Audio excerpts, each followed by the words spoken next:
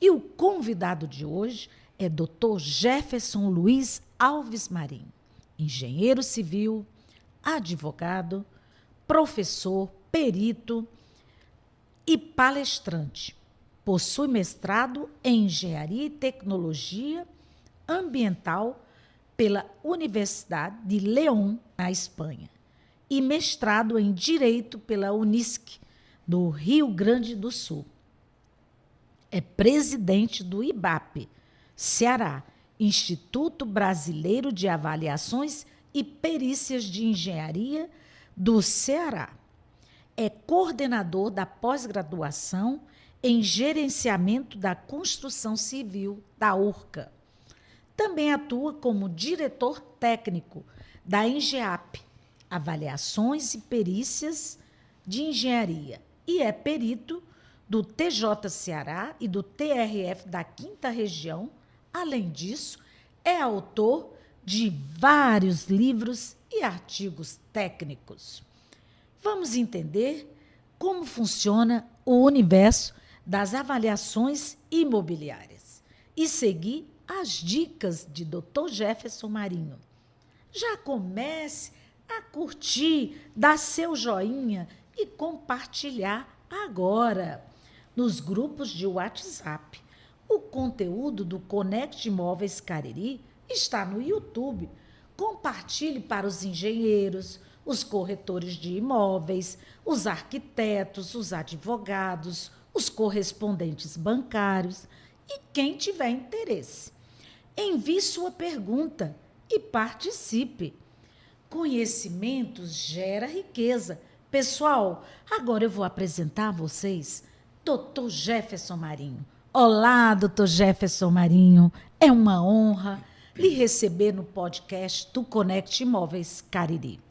Olá, boa noite a todos. Primeiramente, agradecer, doutora Zildene, pelo convite. Para mim é uma grande honra participar desse podcast, que tem uma audiência fantástica, não só no Cariri, mas além de Cariri, porque trata da questão dos imóveis, de avaliação de imóveis, mercado imobiliário, uma temática que é sempre atual e que é muito dinâmica, que também requer conhecimentos multidisciplinares, entender dessa questão, porque, como falei, é dinâmica, depende das políticas públicas também e vai mudando com o passar do tempo. Então, a gente precisa estar sempre antenado, estar sempre ligado, né? E é uma temática assim, a qual eu gosto muito de falar, de conversar em rodas de colegas, né? A gente está sempre discutindo em fóruns. Então, para mim é uma grande honra e uma satisfação poder fazer parte desse podcast hoje. Maravilha, doutor Jefferson. E me responda, quais são os principais fatores que influenciam na avaliação de um imóvel residencial? Bom, primeiramente é bom fazer uma contextualização do que vem a ser a avaliação de imóveis. A avaliação de imóveis não é meramente atribuir valor a um imóvel, está muito além do que isso. Precisamos saber os custos, precisamos saber as limitações, qual a finalidade, qual o objetivo dessa avaliação, qual a data dessa avaliação, porque tudo isso muda. Tá? Então, não tem uma receita pronta nesse sentido. O que há são metodologias, é técnica, é conhecimento científico para poder, a depender da característica, né, da especificidade de cada imóvel, a gente poder chegar a um valor o mais próximo da realidade. Quem define valor não é o profissional de engenharia. O profissional de engenharia, os corretores de imóveis, né, na sua militância de compra e venda, eles conhecem muito bem o mercado imobiliário, sabem quais são os setores, né, e os bairros onde há uma demanda maior, onde há uma procura por imóveis de melhores qualidade ou não. Tá? Então, tudo isso é fundamental na hora de se chegar a um valor. Então, respondendo objetivamente à pergunta, né, quais são os fatores, na realidade, quem vai dizer quais são esses fatores é o mercado local, de cada bairro, de cada região a qual a gente está avaliando. Mas algumas variáveis, alguns fatores, né, pode-se chamar fator, variáveis, elas geralmente se repetem na maioria dos imóveis, porque elas chamam esse valor, elas representam na essência esse valor. Por exemplo, no valor residencial, A área construída desse imóvel é praticamente impossível se avaliar um imóvel sem saber qual é a sua área, porque é a área que vai representar no final esse valor. Irei multiplicar por um valor de mercado, um metro quadrado médio, né, ou da moda ou da mediana. Isso aí são parâmetros estatísticos que o avaliador vai analisar e, dentro de cada contexto, aplicar aquele que melhor se adequa à realidade. Então, área construída, localização, né, é outra variável que puxa muito esse imóvel para cima ou para baixo, o seu valor, né, o padrão de acabamento. Tá? Então, são variáveis que não tem como o engenheiro avaliador, como o corretor de imóveis, passar batido nesses pontos. Então, você vai fazer uma vistoria, vai fazer uma análise de mercado para chegar a um valor de um imóvel residencial. Você tem que, primeiro, além da vistoria, buscar essas informações, não só do próprio imóvel, mas de toda a região circunvizinha. Além dessas, tem outras que a gente pode testar, como idade, estado de conservação, algo que a gente chama de fator oferta-venda, porque nós sabemos que há uma elasticidade na negociação. Se algo já foi vendido, aquele valor passa a ser um preço, e ele é irredutível, porque a transação já ocorreu. Mas se ele está em oferta, né, nós vivemos a cultura no Brasil do chorinho, né, então nós choramos, nós pechichamos, então sempre há uma margem para reduzir esse valor. Então o profissional que estiver fazendo a avaliação, ele tem que observar todos esses detalhes, sob pena de trazer um resultado que não represente a realidade mercadológica. Ótimo, doutor Jefferson. O senhor tocou numa questão importante, a vistoria bem feita. Né? Essa vistoria que o profissional que está ali vai verificar todos esses fatores que o senhor considerou, né? Levando em conta a questão do mercado também. Né? Em relação aos fatores que devem ser considerados na avaliação de um imóvel comercial, né, para locação, para assegurar um preço justo e competitivo. Aí, nesse caso, o que deve ser considerado em sendo um imóvel comercial para locação, doutor Jefferson? Bom, como eu falei inicialmente, né, a avaliação vai levar em consideração a tipologia do imóvel, a finalidade. Né? Então, aí, nesse caso, a finalidade deixou de ser uma compra e venda, uma aquisição, um financiamento e passou a ser a locação. A locação, nós sabemos que tem a lei do inquilinato que traz ali especificidades de contrato, mas o engenheiro avaliador, o profissional de avaliações, ele precisa conhecer um pouco dessa lei também para analisar alguns detalhes que são importantes. O tempo dessa locação, isso vai influenciar. Se vai ser uma locação por temporada, se é uma locação de 1 ano, se é o que a lei preconiza de 3 anos, né? Ou se é por prazo indeterminado. Então, isso vai evitar no futuro ações renovatórias, ações revisionais de locação que vão acabar na questão pericial. Então, os fatores que vão influenciar numa locação, eles diferem, de fato, um imóvel residencial para aquisição, porque aí você vai ter que olhar o nicho comercial, né? Vai ver se ao redor, ali, se naquela região comporta um desenvolvimento comercial, né, de negócios sendo realizados, sobretudo naquela mercado ao qual vai ser inserido. A gente tem aqui em Juazeiro do Norte o contexto das salas comerciais. A princípio, né, foi muito sofrido, porque muitos empreendimentos surgiram ao mesmo tempo, ficou uma demanda muito grande, essa demanda ficou reprimida, né, e do ano passado para cá é que essa represália está começando a sair por iniciativas de alguns empreendedores, né, que criaram investimentos, criaram fundos de investimentos e possibilitaram que isso acontecesse. Então, é fundamental que você analise também a área, mas analise o empreendimento e o entorno aonde esse imóvel está localizado. Padrão de acabamento também é fundamental, né? E existem outras variáveis que também influenciam, mas num contexto diferente. Eu não posso jamais, para uma locação, considerar valores de residenciais, porque são tipologias diferentes. A gente sabe que um imóvel comercial ele tem um valor na sua essência por metro quadrado maior do que um valor comercial, né, ou residencial. Né? Então, isso tem que ser analisado. E outra coisa, às vezes eu vejo aí muitos profissionais trabalhando de uma forma que já foi válida num passado bem distante. Né? Hoje isso já não se aplica mais, que é pegar o valor venal e aplicar um índice em cima dele. 1%. Então, se um imóvel vale 100 mil, aquela locação vai ser R$1.000. Né? Isso a gente não pode definir esse parâmetro.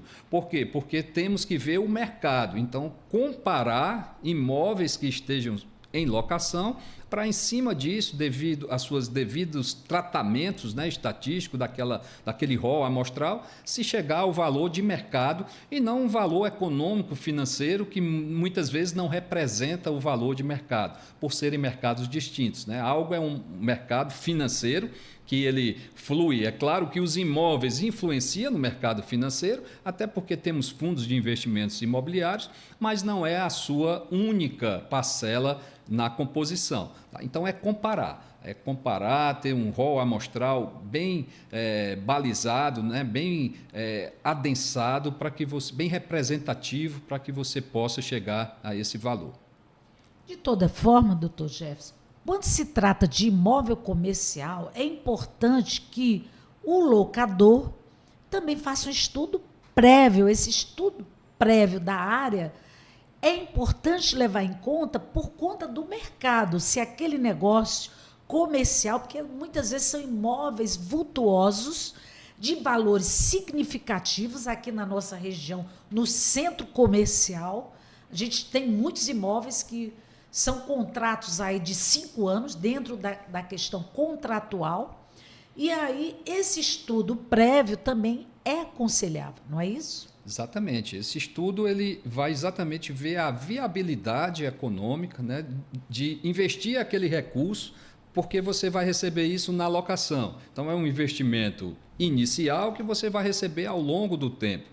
Mas se faz uma análise bem feita, né, se procura um profissional para fazer essa análise e ver a viabilidade, né, da implantação daquele empreendimento e ver também qual é a liquidez em relação a isso. Só para citar um exemplo, o shopping aqui, Cariri Garden Shopping, foram 10 anos para que ele se sedimentasse, mas no ramo de shopping center esse prazo é normal. Não é, claro que nas capitais esse prazo é menor, né? Mas hoje nem tanto, porque já tem uma quantidade tão grande de shopping que quando entra um, se ele não tiver um diferencial, né, na alocação daqueles espaços, e aí é uma alocação diferente de um ponto comercial no centro, porque ali entra toda a infraestrutura, né? Então, essa análise ela precisa ser feita sob pena de você lançar um empreendimento, não conseguir alugar e ficar ali com o seu recurso parado, né? E isso é muito complicado. Então, esse ponto que a senhora colocou é fundamental. Uma análise por parte do locador, né? E o locatário também, muitas vezes, na ânsia de colocar logo, de iniciar sua atividade, às vezes não percebe esses detalhes e se sujeita num contrato de 3 anos aí, ou mais, né, a ficar preso naquilo ali e, de repente, não poder ir para outra área, né, onde o seu negócio pode ser melhor por conta dessa falta desse estudo. Né? Muito bem, doutor Jefferson. Agora, doutor Jefferson, quais os elementos são essenciais em um laudo de avaliação imobiliária, tanto para um imóvel comercial quanto para um residencial? Porque aqui na nossa região é importante que o profissional faça um laudo bem feito, e esse laudo, quando ele entrega o imóvel na aquisição e quando ele faz a locação ou quando é um processo judicial. Então, esse laudo, ele tem essas vertentes. Qual seriam esses elementos essenciais, doutor Jefferson? Bom, o laudo de avaliação ele está preconizado na NBR 14653 da ABNT, né, que é a norma de avaliações que tem 7 partes. A parte 1 são procedimentos gerais, a parte 2 se refere a imóveis urbanos, a parte 3 imóveis rurais, a parte 4 máquinas, equipamentos, instalações, a parte 5 empreendimentos, entre essa questão de shopping center, né, de hotel, e outros empreendimentos que possam existir, né? A parte 6, recursos naturais e renováveis, e a parte 7 entra com patrimônio histórico. Tá? Então, primeira coisa, a estrutura do laudo ela é uma só para qualquer uma dessas tipologias, no que diz respeito a itens. Então, primeiro eu tenho que ver quem solicitou a avaliação, quem é o proprietário, porque às vezes quem solicita não é o proprietário. Por exemplo, no caso de bancos, o banco solicita, mas ele não é o proprietário daquele imóvel. Tá? O objeto da avaliação, se é financiamento, se é aquisição de compra e venda, se é dação em pagamento, qual é a caracterização desse imóvel em termos tanto físicos quanto em relação à região ao qual ele se encontra, um diagnóstico de mercado. Eu vejo muitos laudos sem o diagnóstico de mercado. Esse diagnóstico é exatamente ver qual é a liquidez, qual é a velocidade de vendas, como é que está a questão de oferta e procura naquela região. Aí, depois do diagnóstico, nós temos algo que a gente chama na norma, de fundamentação e precisão. A fundamentação está relacionada aos elementos que o engenheiro, o avaliador, o profissional de avaliações foi buscar dentro do mercado. Já a precisão é um resultado estatístico do tratamento de dados que foi feito. Então, ela vai do grau 1 ao grau 3. Depois da precisão, nós vamos para a conclusão e a metodologia que foi utilizada. A metodologia também está preconizada na NBR 14653, vamos falar de imóveis urbanos, que é o grande contexto, na parte 2. Então, essas são as partes. Aí você pode perguntar, e se for no âmbito judicial?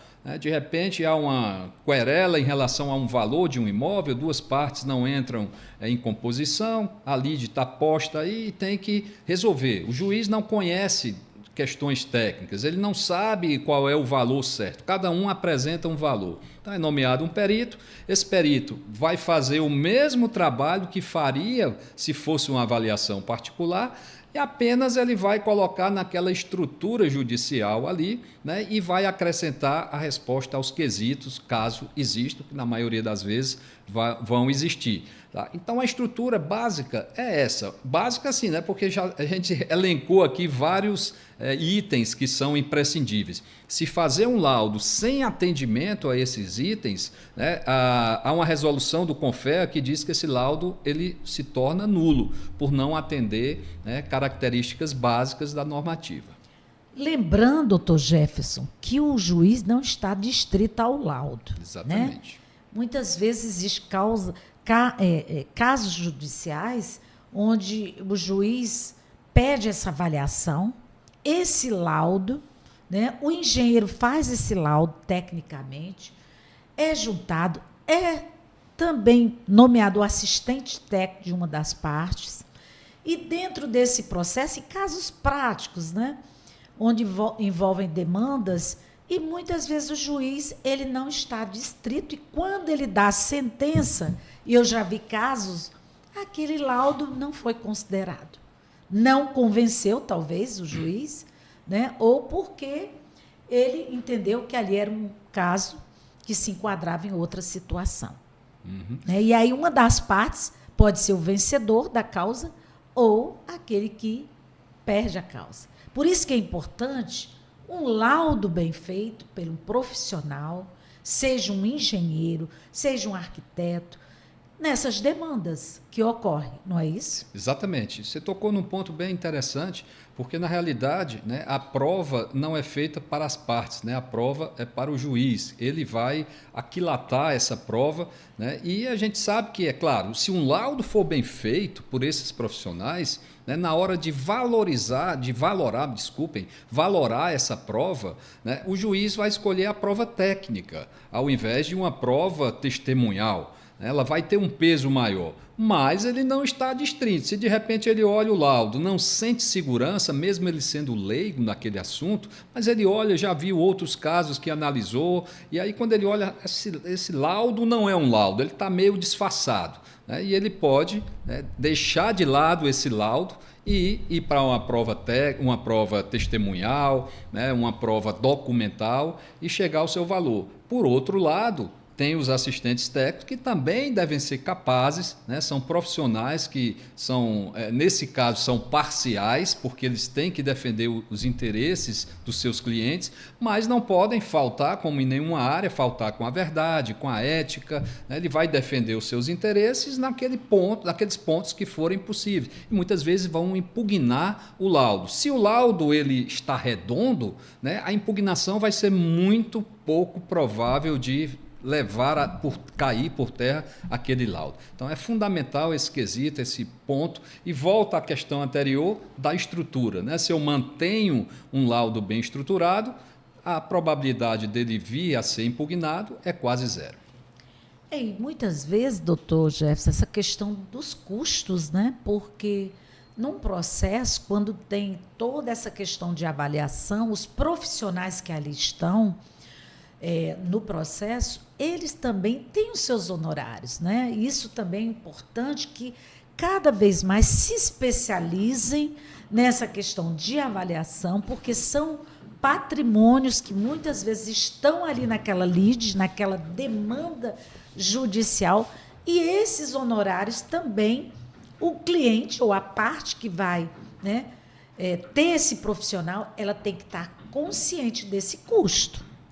Até porque quem paga a perícia é quem pede, né? Quem requer essa perícia em juízo é quem vai pagar, né? Tem casos que nenhuma das partes pedem, fica ali esperando que o outro venha a pedir. Se o juiz entender que ela é necessária, ele vai dividir, né, equitativamente para ambas as partes. E aí tem a questão da AJG, né, da assistência judiciária gratuita, que mesmo assim o profissional recebe, são preços módicos, mas naqueles casos de hipossuficiência das partes. Então, se você contrata um bom profissional como assistente técnico, ele muitas vezes vai conseguir, né, impugnar aquele laudo, se ele analisar na essência e for um laudo realmente que contenha vícios. Tá? Mas esses custos não são tão baixos e nem poderiam ser, né? Porque requer uma especialidade, investimento em livros, em cursos, em eventos, para poder estar apto a fazer um bom trabalho. E horas de trabalho também. Muitas horas para você demandar um laudo de avaliação, um assistente técnico que também vai apresentar o seu laudo, né, doutor? Então, muitas vezes esses laudos se confrontam, né? Não é de um lado algo que venha satisfazer e o outro também apresenta seus questionamentos. Então, são horas de trabalho de ambas as partes, tanto do profissional quanto do assistente que entra no processo. Exato. Eu já vi casos de demandas que envolvia condomínio, que foi juntado realmente laudo sobre uma determinada unidade, um apartamento, e, ao final, o juiz decidiu, né, de dar a posse para outra pessoa que sequer juntou o laudo e que sequer apresentou o assistente técnico. Foi um trabalho assim muito grande e acabou que uma das partes que não tinha nem juntado um laudo, ele acabou sendo, digamos assim, o ganhador da causa, mas por outros entendimentos documentais. Infelizmente, a gente sabe que existem algumas decisões que muitas vezes elas acabam sendo equivocadas, né? Todos os profissionais estão sujeitos a erros, cabe aí os recursos, né? Se o laudo, vamos voltar àquela história da estrutura, né? Se o laudo é bem feito, né? Se você mantém ali, de repente há uma impugnação, toda vida que há uma impugnação, o profissional ele é intimado a se manifestar. E na manifestação você consegue ratificar o seu laudo, comprovando que ele atende todas as características, todos os pontos, todos os requisitos da norma. Isso, a nível de tribunal, ele é reformado com toda certeza. Já vi diversos casos. Só um detalhe que é importante a gente explicar, né, que muitas vezes um assistente técnico perde a oportunidade, né, no caso de uma demanda de avaliação, né, porque o CPC diz que o laudo é apresentado pelo profissional de confiança do juiz e cabe às partes, em 15 dias, depois de depositado o laudo, né, apresentar um parecer técnico sobre aquele laudo. Já vi diversas vezes, no caso de avaliação de imóveis, onde o assistente técnico ele não apresenta um parecer. O parecer é o quê? É um parecer concordante ou discordante do laudo. Não precisa ser discordante 100%, mas você discorda de alguns pontos. mas tem que elencar esses pontos. Então ele vai e chega e diz o seguinte, ele não fala nada sobre o laudo, apresenta outro laudo de avaliação. É como se ele dissesse, juiz, esse laudo aí do teu perito não serve, o que serve é o meu. Então, quando eu recebo algo desse tipo para me manifestar, eu deixo bem claro, eu digo, excelência, o assistente perdeu a oportunidade de criticar o laudo, né? Então, trazer um outro documento que não está previsto na legislação, né, isso é algo que não tem o condão de desfazer o laudo principal. Então, ele não mostrou incoerência no laudo. Desta forma, reitero em todos os termos o meu laudo. E o juiz nem questiona. É o que a gente chama, brincando, né, do jus esperneandis, né? Fica esperneando, querendo é aí. Verdade. Muito bem. Doutor Jefferson, no caso de uma análise do mercado local, como pode impactar essa avaliação do imóvel? No mercado local, a gente vive na região do Cariri, especialmente aqui. Como é que essa questão dessa análise local, ela pode impactar nessa avaliação? Bom, na realidade a avaliação ela é na data que ela ocorre. Né? Se durante a vistoria, analisando o entorno, se vê empreendimentos sendo lançados ou em construção, isso, na minha visão, não é especulação imobiliária, porque é algo concreto, né, que está em andamento. Então, é claro que esses fatores já vão valorizar esses imóveis e isso já se comprova nos preços, né, de oferta e venda que a gente verifica no entorno. Por outro lado, quando é um fator negativo, né? Quando vai se instalar uma indústria poluente, né? Ou vai se instalar uma indústria que produz ruído, né? Então isso afasta as pessoas quando sabe não quer mais morar ali, ou passa uma avenida de grande movimentação que quebra o sossego daquelas pessoas ou leva poeira. Então a gente tem que analisar não apenas entre muros, mas extramuros, exatamente porque o contexto, né, local, ele influencia. É por isso que eu não posso avaliar um imóvel no Crato considerando os imóveis de Juazeiro. São realidades diferentes. Tenho que fazer uma consulta lá no Crato.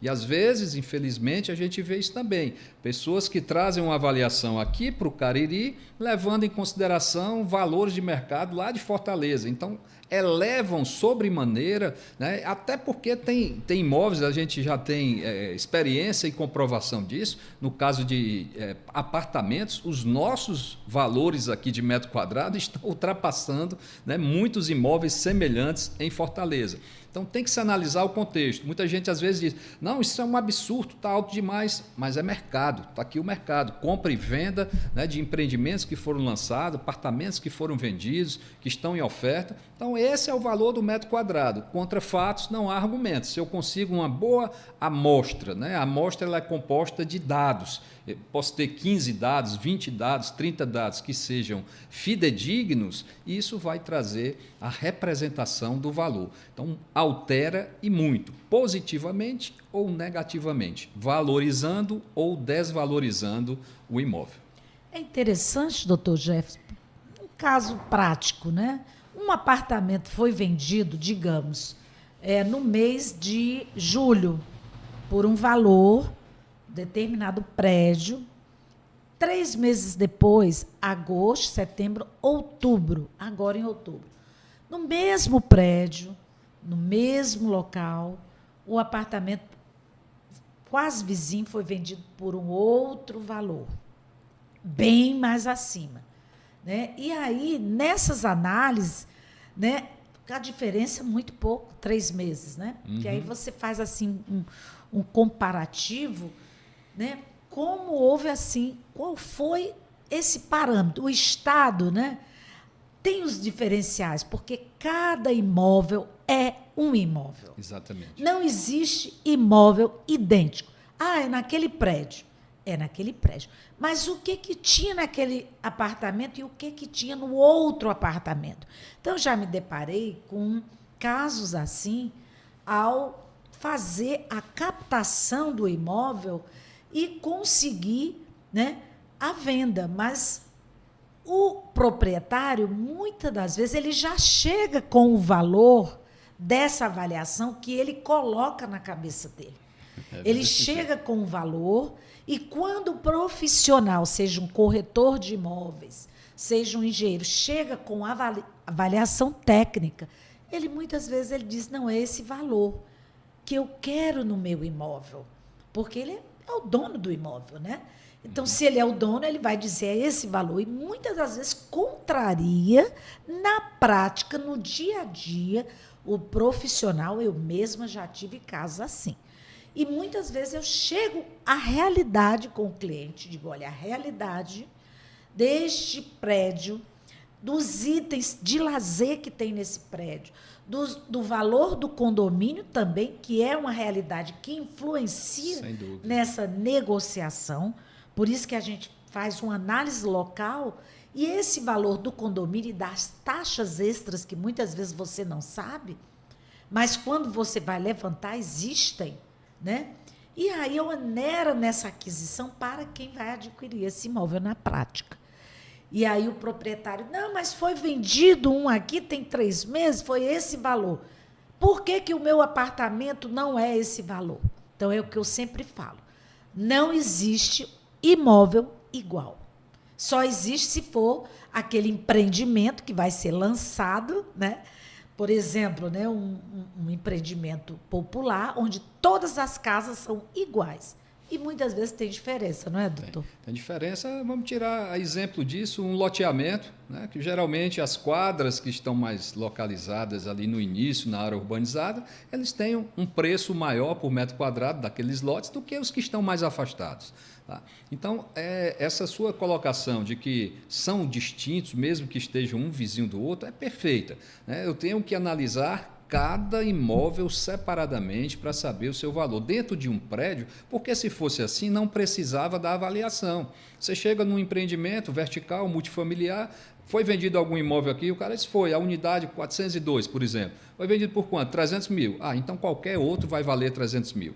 Não pode. A gente tem que analisar. E outra, eu não posso pegar dados só naquele empreendimento, porque senão é um dado viciado. Se ele tiver além do mercado, os demais vão ficar inflacionados. Se ele estiver abaixo do mercado, por uma condição de, sei lá, de desespero, a pessoa quer vender porque quer ir embora, aí eu vou baixar todos os outros, né?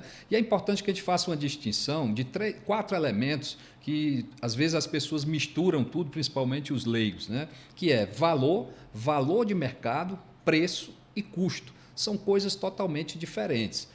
Vamos para o custo. Custo é somar, né, todos os insumos, mão de obra, encargos que compõem aquilo. Então, o empreendedor vai ter os seus custos ali, vai somar, acrescentar seu lucro, né, e ele vai chegar a um valor e aí ele aumenta aquilo ali e diz, bom, eu vou cobrar, botar 40% em cima. Isso é um valor, usou uma expressão que eu gosto de usar, que está na cabeça dele, mas esse valor precisa ser confirmado. Essa confirmação, ela é em cima, então o custo é a soma, valor é o que eu entendo que está valendo, e o valor de mercado é uma análise daquele mercado, naquele momento. Então pode, em 3 meses, pode variar. Lei da oferta e procura, procurar. Ou então, dentro da unidade, tem móveis planejados, tem uma série de central de ar-condicionado, tudo isso eleva o valor. Tá? Então é preciso que o valor de mercado é o valor que o profissional coloca no seu laudo. Então aquele valor não é o que eu acho, mas o que o mercado está representando na hora. E às vezes fica o proprietário, está muito alto, ou está muito baixo, eu quero mais. Bom, esse é o valor de mercado, né? Então, assim, a partir dele, o senhor vê qual é a análise e a decisão que vai tomar, né? De toda forma, o senhor colocou algo também interessante. Essas avaliações que muitas vezes são supervalorizadas, e até nossa espectadora colocou aqui, a Juscelia, como acontecem avaliações superfaturadas, né? Que são valores bem acima, e muitas vezes esse proprietário ele fica muito tempo com esse imóvel na mão, porque não respeitou muitas vezes um profissional habilitado que tenha feito a avaliação, com todos esses fatores que o senhor colocou, né? Que é importante porque impactam na avaliação, o momento, né, Nós tivemos a pandemia e, aquele momento, muitos imóveis ficaram fechados. Exatamente. Quando foi pós-pandemia, nós tivemos que fazer outra análise de cada imóvel, seja residencial, comercial, temporário, para que fosse enquadrado dentro de uma nova realidade, né? E isso demandou muita dificuldade, né? Porque muitos comerciantes também estavam saindo de um momento difícil que passamos. E essa avaliação, como o senhor bem colocou, vários fatores são levados em conta. Até o metro quadrado, porque muitos, né, como o senhor falou, aquela questão de que pega o valor de 100 mil e coloca 1%, e aí a locação vai ser, né, R$1.000. Não é bem assim. E aí muitos pegam o metro quadrado. Não, são vários fatores. Exatamente. A avaliação envolve vários fatores. Então, é importante que quem está nos assistindo procure um especialista, procure um profissional, procure um corretor de imóveis, procure um engenheiro, um arquiteto também, que possa dar um suporte, né, para ver o estado desse imóvel. Enfim, fazer um laudo bem feito é importante. Agora, tem um outro detalhe, doutor Jefferson. De que forma as benfeitorias e melhorias realizadas no imóvel impactam na avaliação, né? O senhor falou anteriormente da questão móveis planejados, né? São o que tem no imóvel, os itens, né? Como também os itens do condomínio, né? Então, assim, em relação às benfeitorias e melhorias, como isso impacta nessa avaliação? Bom, isso aí vai. Antes disso, eu queria mandar aqui um abraço a Juscelia e dizer essa questão da da superavaliação, supervalorização. Muitas vezes é naquela conversa que nós tivemos anterior aqui, de se pegar realidades de outra região, né? Não conhece o Cariri, vem de fora e aí joga no que a gente chama de modelagem, que funciona para Fortaleza, Natal, outras capitais, e aí dá um valor estratosférico que não representa a realidade e às vezes quebra o negócio porque o proprietário, eita, estou vendendo barato, não vou mais vender, e aquele pretenso proponente ali perde aquela oportunidade por falta de um documento bem seguro. Com relação às benfeitorias, nós temos 3 tipos de benfeitorias: úteis, necessárias e as voluptuárias, né? No contexto de locação, isso faz toda a diferença.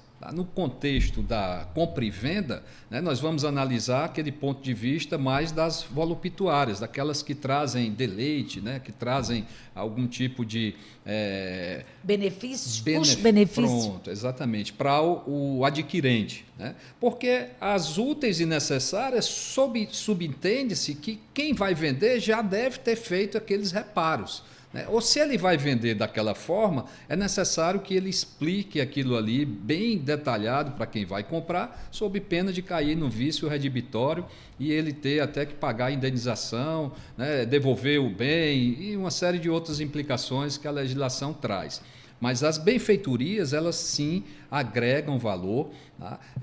A gente tem como medir isso no mercado, mas para isso eu tenho que comparar. Por exemplo, um imóvel dentro de um condomínio que tem todas essas áreas, equipamentos comunitários, né, eu não posso pegar um dado do condomínio e todos os outros imóveis fora do condomínio, porque eu não tenho como comparar. Aí eu pego dados comparáveis em outros condomínios e essa variável, esse fator que a gente pode chamar de equipamento comunitário, mas comunitário apenas para os usuários, né?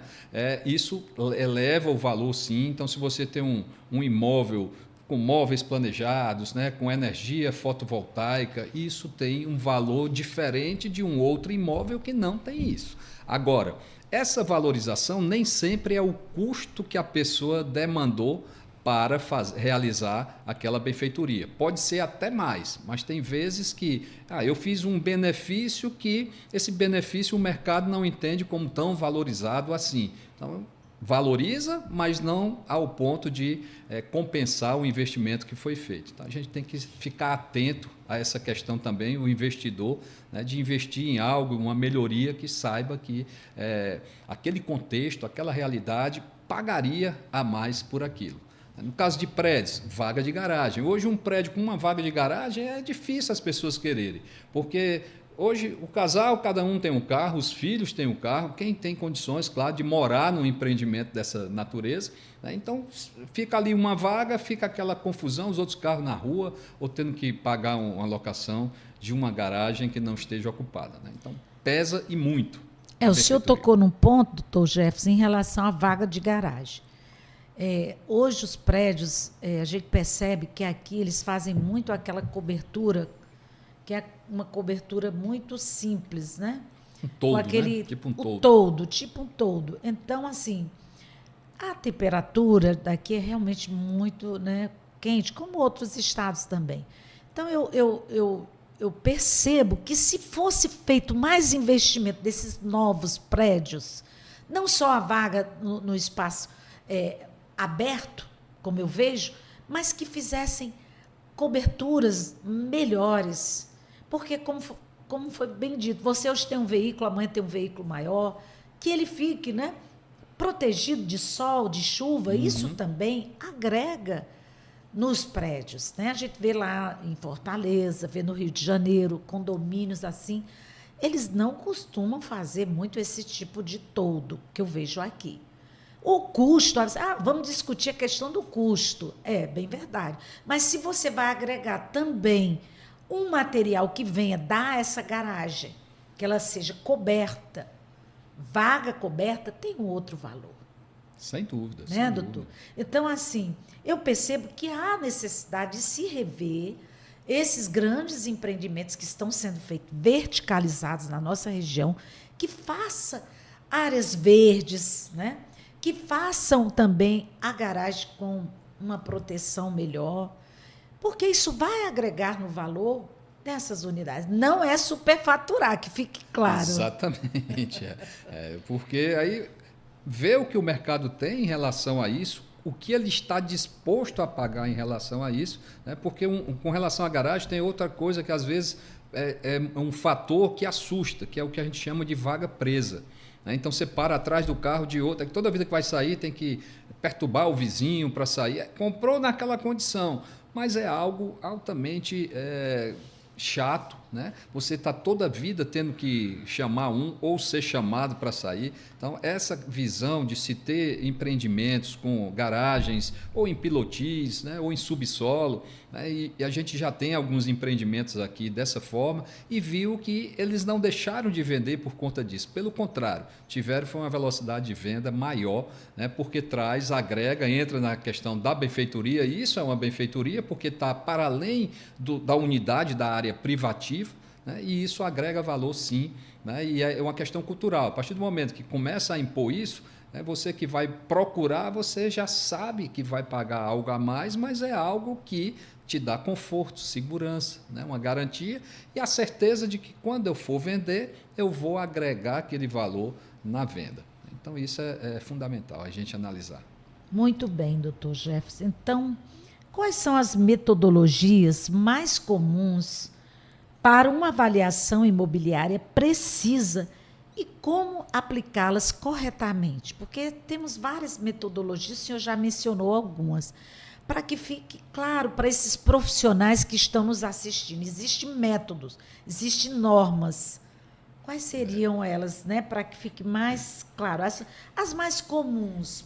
Bom, eu vou citar aqui 4, né, e chamar a atenção aí dos telespectadores no seguinte sentido. Às vezes a gente vê o que eu brinco também, dizer que o valor chegou de paraquedas. Como é que eu cheguei nesse valor? Eu não faço a menor ideia. Procurei ali uma metodologia para explicar aquilo, mas está ali. O valor é 100 mil, 200 mil, ninguém sabe como.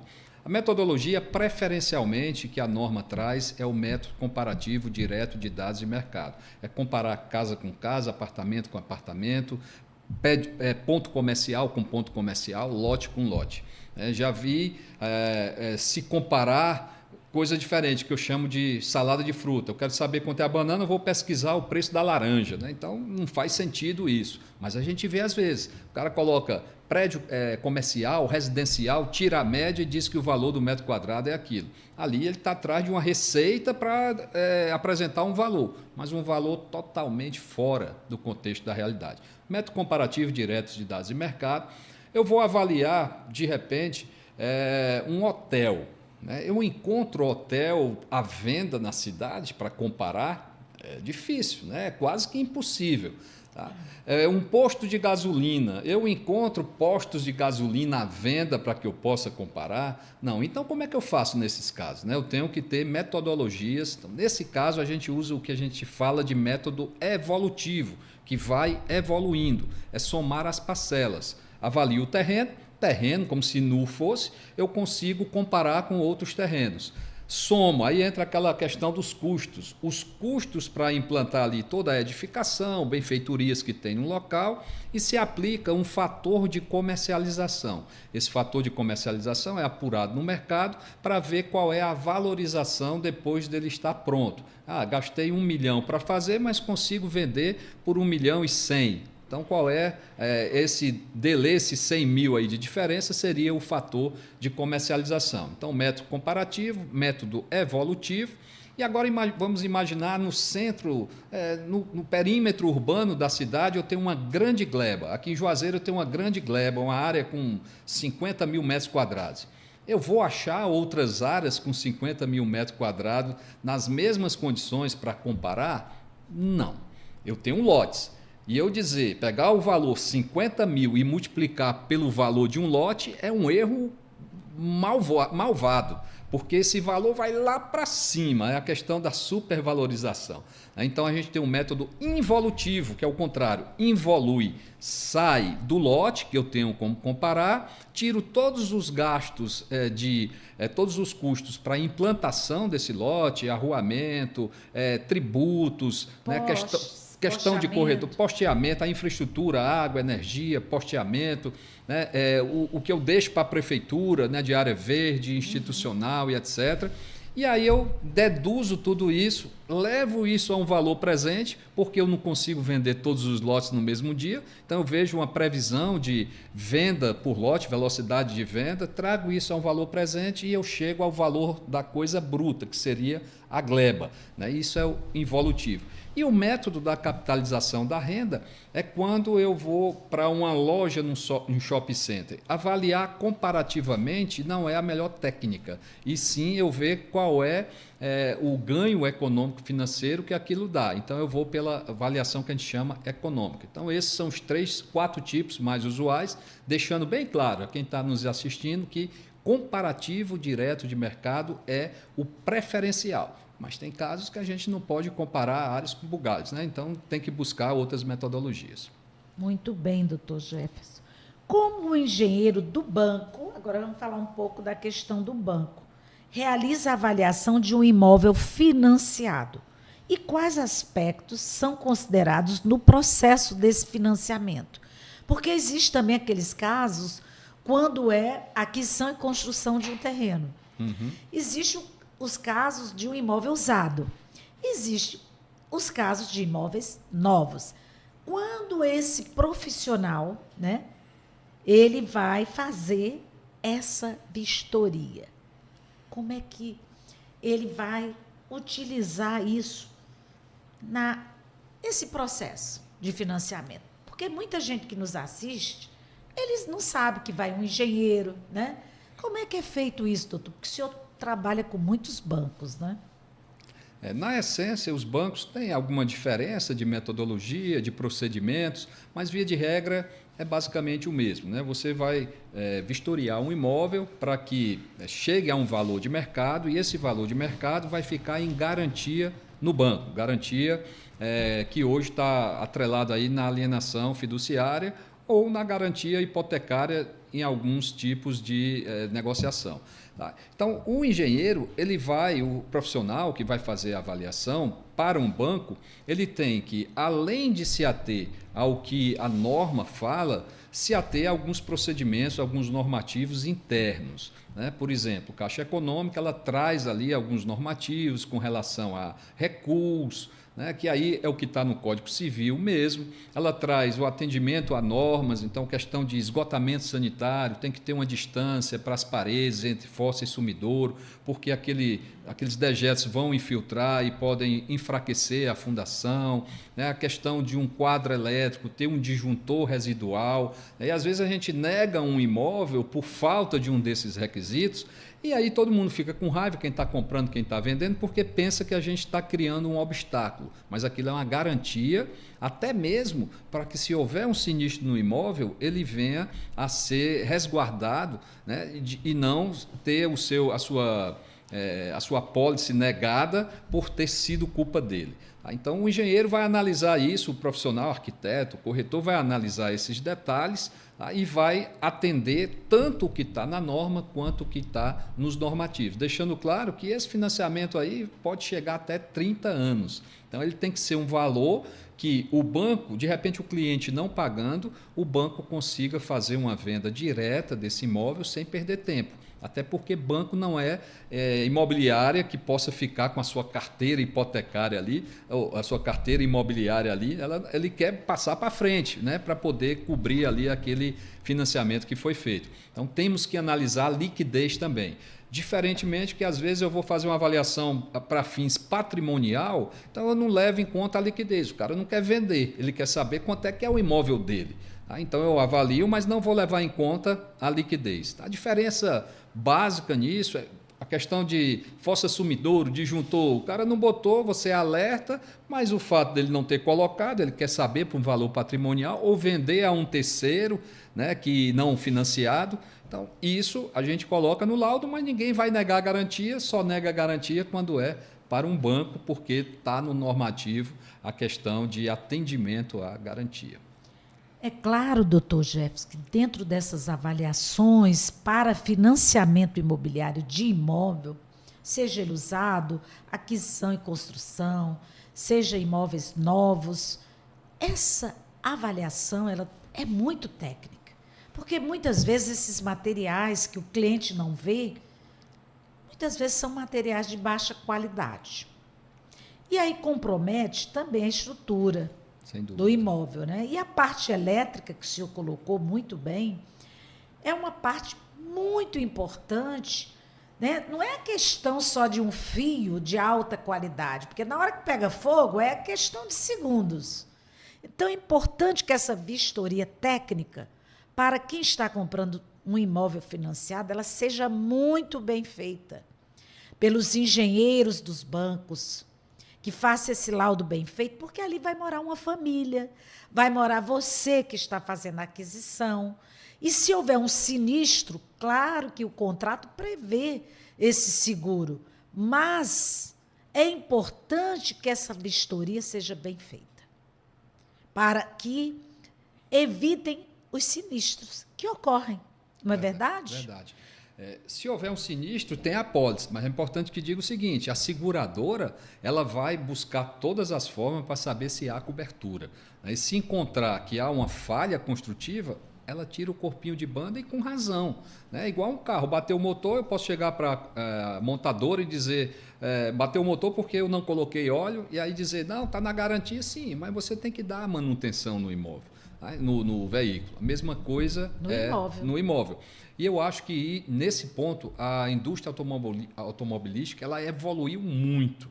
Hoje, a gente não precisa estar ninguém avisando que eu tenho que dar manutenção no meu carro. Eu tenho essa consciência, mas no imóvel ainda falta as pessoas entenderem isso. Então, você que é corretor, engenheiro, arquiteto, correspondente bancário, quando for fechar o negócio com seus clientes, oriente para ele ver no manual, cobrar o manual de uso e operação e manutenção daquele imóvel, de verificar a construção em si, saber a procedência do construtor, não aceitar que engenheiros avaliadores lá dos confins da terra liguem e peçam as fotos, porque a princípio isso resolve o teu problema, mas não tem ninguém que vá ver esses detalhes. Quando vem um problema, você vai achar ruim que o engenheiro não foi lá, mas foi conivente em mandar essas fotos.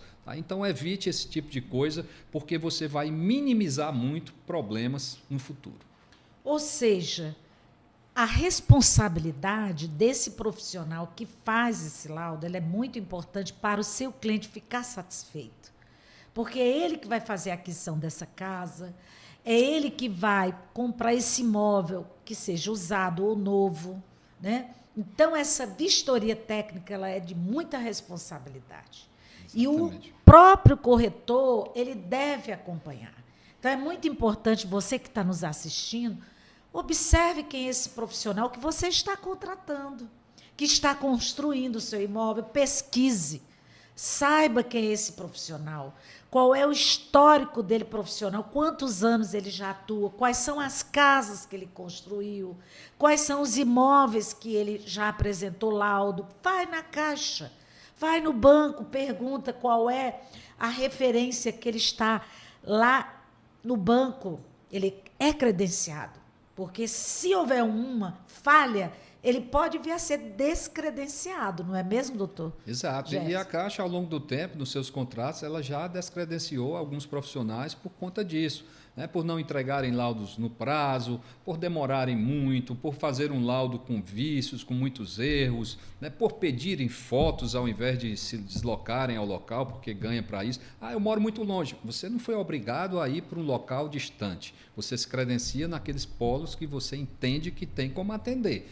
Então, isso é fundamental. E aí um alerta novamente aos colegas corretores e correspondentes bancários, que quando souberem isso, né, não se curvem a mandar essas fotos. Né? Diga, não, o senhor tem que vir aqui fazer, porque a gente está conivente e às vezes o problema surge, aí entra todo mundo aí no mesmo balaio, como eu digo, né? Está todo mundo aí na mesma situação. Mas a responsabilidade, ela é gigante, não só do ponto de vista da Caixa, mas extra Caixa. Já vi muitos, atuando como perito, já vi muitos colegas, infelizmente, sentados no banco dos réus, né, por conta de situações que muitas vezes, foi sem querer, eu não sabia, mas ninguém é inocente por desconhecer a lei. Né? Muito bem, doutor Jefferson. Doutor Jefferson, quais recomendações o senhor daria para o corretor de imóveis? O senhor já deu várias, né, dicas para realizar uma avaliação imobiliária precisa e justa, garantindo uma análise assertiva para aquele cliente que ele atende aqui na região, para que ele tenha esse cuidado, esse zelo profissional. Quais são essas dicas para o corretor de imóveis que nos assiste? Bom, inicialmente, eu acho que é interessante se fazer uma distinção de dois instrumentos que, numa avaliação, podem ser feitos. Um é o laudo de avaliação, o outro é o PITAM, parecer técnico de avaliação imobiliária. Né? Então, esses documentos eles vão diferenciar a depender do rigor técnico. Então, sendo objetivo na pergunta do que é que o corretor precisa ter cuidado para fazer. Né? Nessas outras metodologias que eu citei, né? Então o engenheiro, o arquiteto de avaliações é o profissional indicado para fazer isso. Na metodologia comparativa, porque o corretor está comprando e vendendo todos os dias, quando ele for fazer o seu PITAM, né, ele precisa vistoriar esse imóvel e não achar que já conhece, eu já coloquei à venda, as circunstâncias mudam, vistorie esse imóvel, faça uma análise de dados, né, de outros imóveis similares que estejam em negociação, ou à venda, ou em oferta, analise isso, faça um tratamento estatístico, não apenas some e divida, calcule a média, porque nem sempre a média representa isso. Tá? Tenha esse critério, essa análise, analise a documentação do imóvel, porque às vezes há divergência entre áreas, o terreno diz que é 10 por 30, você chega lá, está 8 por 30, foi a vida toda 8 por 30, aí alerte o seu cliente e coloque as medidas reais. Então, se você tiver zelo, cuidado, né, e analisar ali a técnica que é imprimida na elaboração do PITAM, né, certamente o seu trabalho vai ter uma precisão e uma justeza fora do comum. E só para acrescentar o que o doutor Jefferson Marinho colocou, faça suas fotos, os vídeos para anexos. Pelo menos aí umas 20 fotos, os vídeos do momento que você vistoriou o imóvel. Porque no dia seguinte pode estar feito algum vazamento, alguma coisa que surge no imóvel, ou algo que você também não viu, não verificou no ato da vistoria. O que o doutor Jefferson traz é que você seja cauteloso, cuidadoso com este laudo, com esta vistoria, que é o que nós, profissionais do mercado, do setor imobiliário, fazemos no nosso dia a dia. Estamos chegando ao final da nossa entrevista com o doutor Jefferson Marinho e eu quero aqui agradecer ao convidado, a você especialmente que nos assiste, aos apoiadores do podcast, ao AB de Juazeiro do Norte, doutor Vavalemos e toda a diretoria, doutor João Filho, que é o candidato a presidente, né, da OAB de Juazeiro. Desejo muitas bênçãos, doutor João Filho. Ao doutor Saulo Menezes, presidente da Comissão de Direito Imobiliário, e toda a nossa comissão. Quero parabenizar a todos pelo grande seminário que realizamos, dia 9 e 10 agora, né, que passou agora desse mês de outubro. Foi sucesso e tivemos vários palestrantes. Agradecemos a todos que estiveram lá, especialmente a doutor Jefferson Marinho, que abrilhantou o seminário. Nossos sinceros agradecimentos. Agradeço aqui aos colaboradores do espaço, até o Martins, faz o meu Martins, a todos os colaboradores nossos, a Oca Design. Quero mandar um abraço para a minha querida Patrícia Coelho, que nos assiste, da CRC, doutor Felipe Coelho, todos queridos nossos que nos assistem, parceiros. E quem quiser saber mais sobre esse episódio, entre em contato com o meu direct pelo Instagram ou envie um e-mail conectimoveiscariri@gmail.com. Quero agradecer a todos os espectadores que ficaram até o final. Quem está aqui presente, Juscelia, Vera, doutora Vera, e todos que participaram, que mandaram as perguntas. Quero deixar o meu abraço a Paula, enfim, a todos vocês que estiveram aí. E quero deixar agora a palavra final para o nosso convidado, doutor Jefferson Marinho. Bom, doutora Zildene, muito obrigado mais uma vez pelo convite.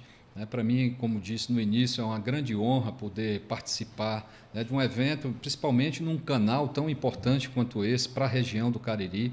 A região já merecia um canal de difusão do mercado imobiliário. Parabéns pela iniciativa, que muitos outros entrevistados venham e contribuam com o mercado imobiliário, com o setor de avaliações, porque é fundamental para a nossa região.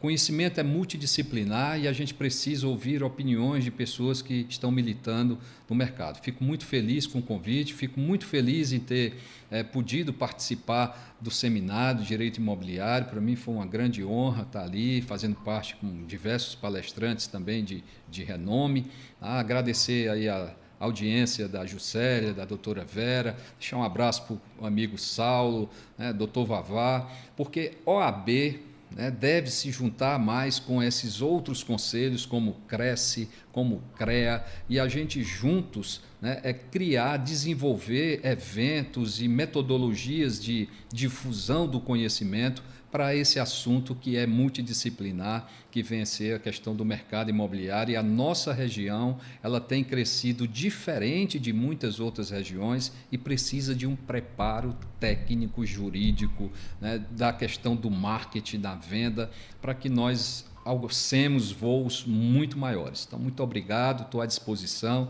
Quem tiver alguma dúvida aí pode entrar em contato posteriormente, que será um prazer divulgar. Doutor Jefferson, uma singela lembrancinha do podcast Conecte Imóveis Cariri. Quero agradecer a todos vocês que estão nos assistindo. Compartilhe esse conteúdo, pessoal. É importante o engajamento no Conecte Imóveis Cariri. Teremos mais e mais convidados, essa parceria com os engenheiros, com os arquitetos, com os corretores. É fundamental para a nossa temática do setor imobiliário. Então, no próximo episódio, vamos trazer outros convidados. Eu quero aqui encerrar e deixar o meu abraço, pois plantar conhecimento gera riqueza. Uma boa noite, mais uma vez. Obrigado, doutor Jefferson. Obrigado também.